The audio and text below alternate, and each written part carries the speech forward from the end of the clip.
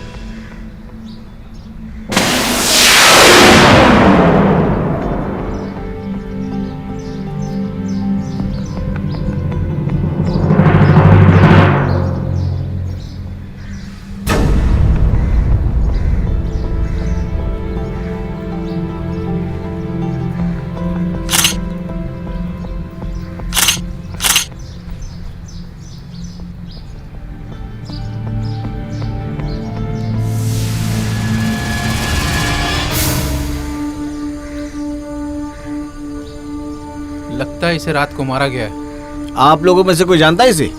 Sir पहली बार देखा है। जरा आसपास देखो, इसकी कोई सुराग मिल जाए। जी साहब।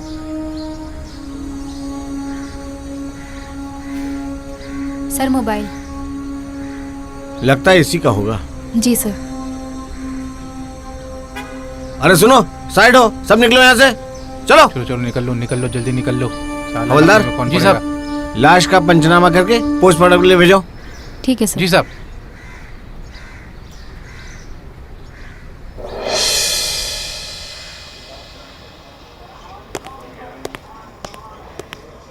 जय हिंद सर।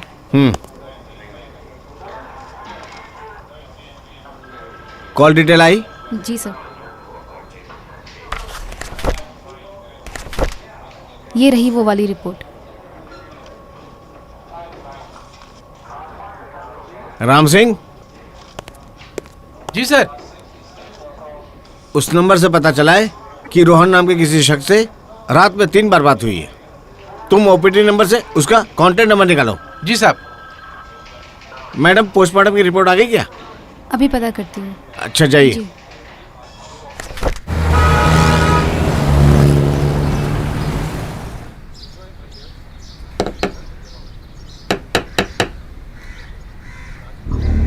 रोहन यहीं रहता है?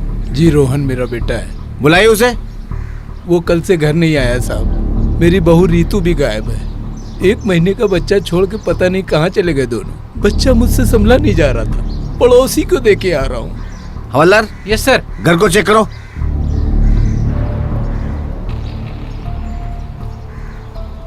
सर घर पे कोई नहीं है। इसे पहचानते हैं आप? ये तो मेरी बहू रीतू है। क्या किया इसने? इसकी हमें लाश मिली। लाश? कल तक तो सही सलामत थी। अब मैं क्या करूंगा? नन्ही सी जान को कैसे संभालूंगा मैं? आप थोड़ा धीरे रखिए। काहे का धीरज रखूं? ऐसे मौके पे रोहन भी घर पे नहीं है। रोहन का जब भी पता चले आप हमें सूचित करेंगे। जी इंस्पेक्टर साहब। रोहन बेटा देख बहू को क्या हो गया। रुक रुक, किधर भाग रहा है? हवलदार, लेकर चलो उसको थाने। कहाँ लेके जा रहे हो मेरे सब बेटे पता चल जाएगा। रोहन बेटा, बेटा। आज की सच्ची कहानी मुरादाबाद की है। इस शहर में रोजगार के लिए लोग दूर दूर से आते हैं और चल पड़ती है जिंदगी अपनी रफ्तार में। रोज कमाना और रोज खाना, इसी आपाधापी में अपराध कब जन्म लेता है पता ही नहीं चलता। पुलिस ने शक के आधार पर रोहन को गिरफ्तार कर लिया। क्या रोहन ने अपनी पत्नी गीता का कत्ल किया है या फिर मामला कुछ और ही है? आइए देखते हैं डायल 900 में। राम सिंह। Yes sir. जरा रोहन को लेकर आओ। जी साहब।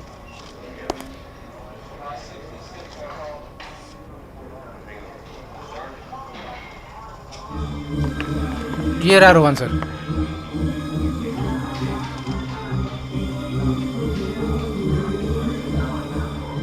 आइए आइए, क्या खातिरदारी करें आपकी।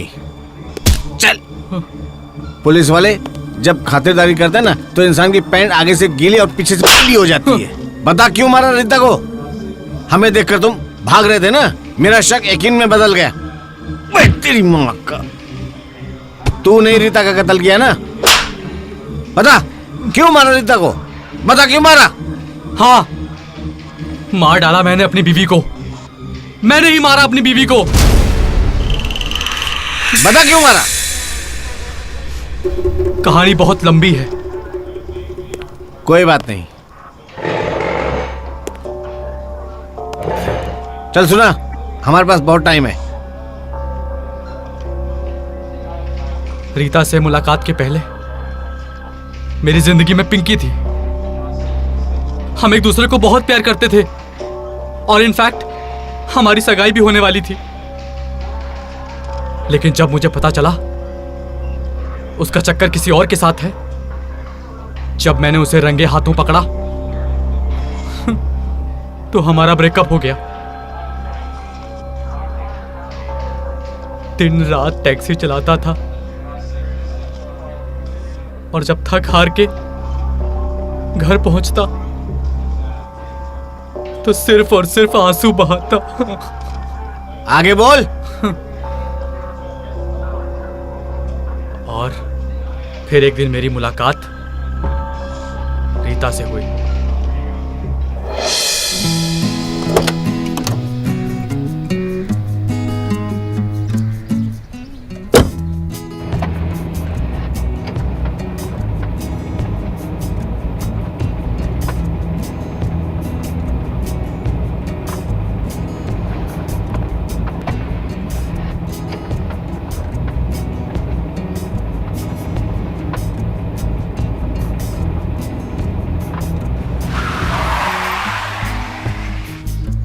आ गई आपकी मंजिल। जी कितने पैसे हुए? अरे रहने दीजिए, क्यों? आपकी मुस्कुराहट ही काफी है। लाइन मार रहे हो? अरे मार तो आपने डाला मुझे। सच बताऊं, आपसे प्यार हो गया मुझे। हद, पहली मुलाकात में? कल आपको उसी जगह मिलूंगा जहां से आपको पिकअप किया था। Okay bye. Okay bye.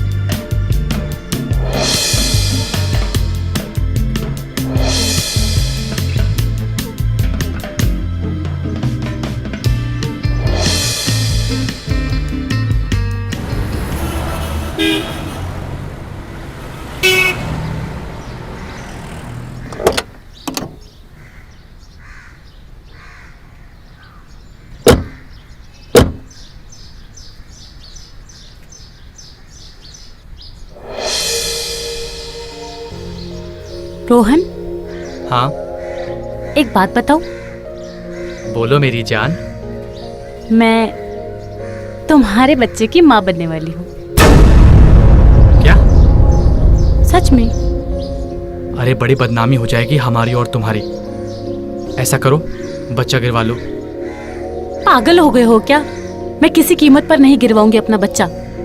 Rita, लोग क्या कहेंगे? कोई कुछ नहीं कहेगा। हम शादी कर लेते हैं। बात समझने की कोशिश करो रीता, हम अभी शादी नहीं कर सकते। क्यों? पैसे कमाने हैं, लाइफ सेट करनी है यार।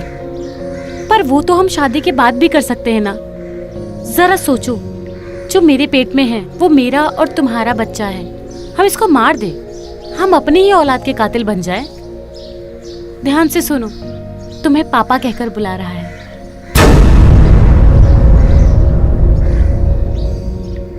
बात तो सही है तुम्हारी, कह तो रहा है, कुछ बोल तो रहा है।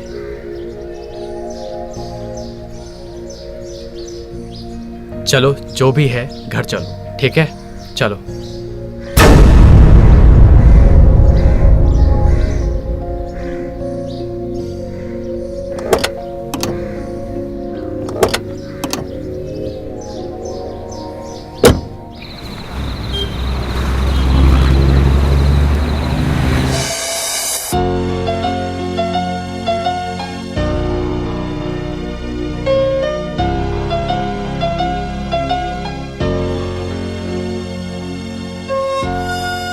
आज हमारी सुहाग रात है, इसलिए शर्मा रही हो। आज से पहले हमने न जाने कितनी सुहाग रातें मनाई हैं। बुद्धू, ये शादी के बाद पहली रात है ना? ओके पत्नी जी, देखो चीखना चिल्लाना मत। तुम तो जानती हो कि बाबूजी को मैंने यहीं बुलाया हुआ है और वो बगल वाले कमरे में ही है। देखो मैं चिल्ला दूंगी। अरे क्या कर रही हो?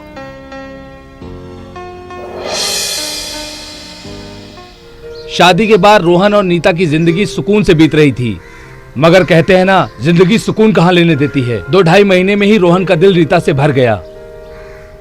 तभी अचानक एक दिन रोहन की पुरानी प्रेमिका पिंकी रोहन की जिंदगी में आ पहुंची।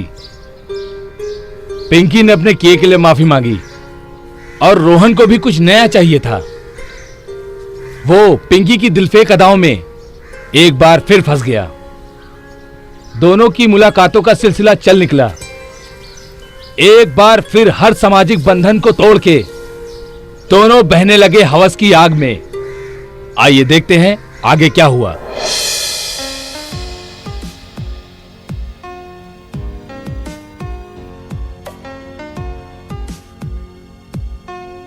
रोहन, तुम्हारे बिना मेरी जिंदगी बहुत उदास थी, पता है?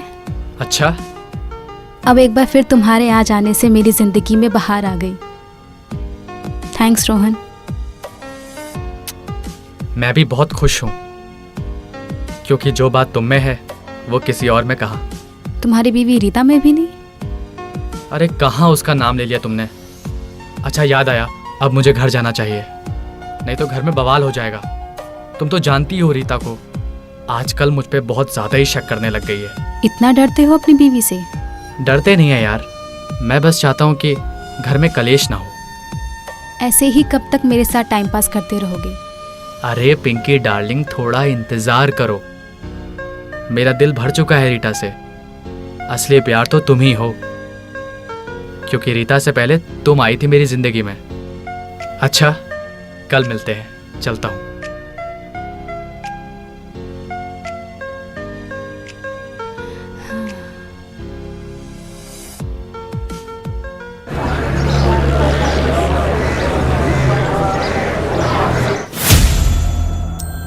अरे क्या हो गया? तबीयत तो ठीक है? चल खाना लगा। मैं मरूं या जीऊं, तुमसे क्या? अरे बात क्या है, क्यों आग उगल रही है? ये पिंकी कौन है?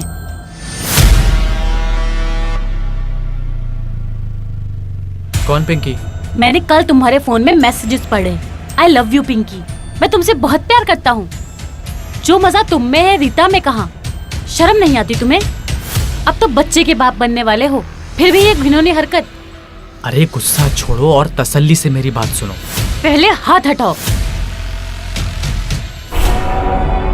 अरे अब तुमसे क्या छुपाना, आज मैं तुम्हें सब कुछ सच सच बता देता हूँ। जब मैं तुमसे नहीं मिला था, उससे पहले मैं पिंकी से बहुत प्यार करता था और पिंकी भी मुझ पे जान छिड़कती थी। लेकिन फिर कुछ ऐसा हुआ कि हम दोनों के रास्ते अलग हो गए। अब फिर से तुम दोनों उसी रास्ते पे चल दिए। देखो बताए देती हूँ, जो हुआ सो हुआ। अब अगर तुमने उससे मिलने की कोशिश करी तो मुझसे बुरा कोई नहीं होगा। नहीं तो क्या कर लोगी? मैं उस चुड़ैल का खून पी जाऊंगी, पुलिस के पास जाऊंगी। मैंने तुमसे बकायदा शादी की है, कोई मजाक है क्या? जेल की हवा खिलाऊंगी तुम दोनों को। चुप, बहुत हो गया। मैं कुछ कहता नहीं, इसका मतलब ये नहीं कि तू मेरे सर पे चढ़ेगी। मेरी जो मर्जी होगी मैं वो करूंगा। जा कर ले जो करना है तुझे। कहां फंस गया हूं यार मैं तेरे चक्कर में।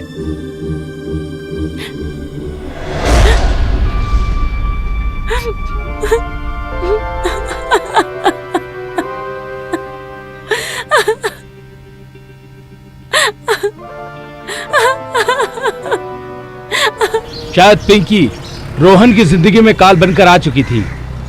रोहन रीता की जिंदगी में पिंकी को लेकर लड़ाई झगड़ा जारी था। अब तो ये रोज का काम हो चुका था। अब रोहन के बाबूजी ने रोहन और रीता को बहुत समझाने की कोशिश की, मगर कुछ हासिल नहीं हुआ। इसी बीच रीता ने अस्पताल में बच्चे को जन्म दिया। हद तो तब हो गई जब पिंकी के इश्क में रोहन ने अपने बच्चे को ना देखा। कुछ दिन बाद पिंकी अस्पताल से घर आ गई। आइए देखते हैं आगे क्या हुआ डायल 900 में।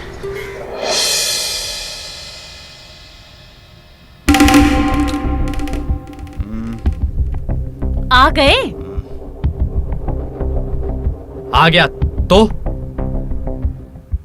तुमसे क्या बोलूं? बात तो उससे की जाती है जिसकी आंखों में थोड़ी शर्म बाकी हो। उस चुड़ैल के गंदे बिस्तर की खुशबू में तुम इतना डूब गए कि अपने बच्चे तक को देखने की फुर्सत नहीं मिली तुम्हें। थू है तुम जैसे आदमी पर, थू। अगर अब एक शब्द भी बोला ना तो तेरी जान ले लूंगा। मार डालो मुझे, मार बेटी डालो। क्या हुआ? अपनी इस लाडली बहू से पूछो, मुझे कुछ नहीं कहना। रो मत बेटा, सब ठीक हो जाएगा।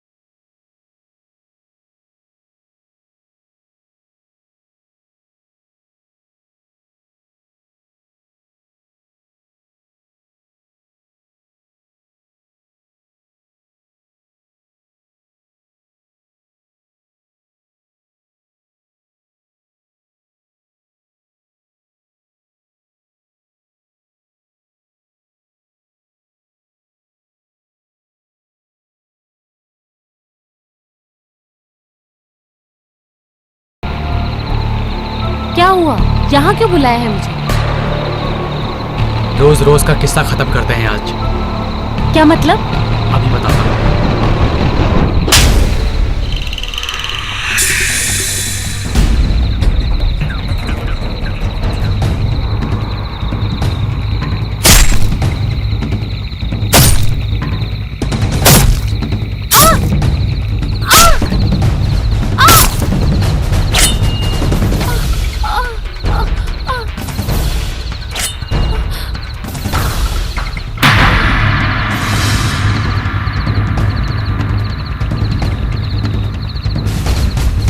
Bye bye Rita.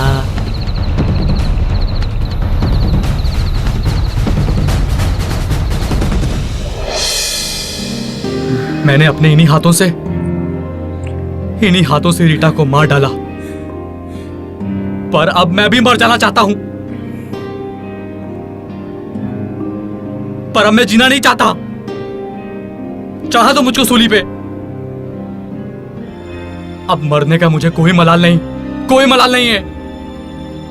जीना तो पड़ेगा तुझे, मर मर के घुट घुट के। राम सिंह, ले जाओ उसे।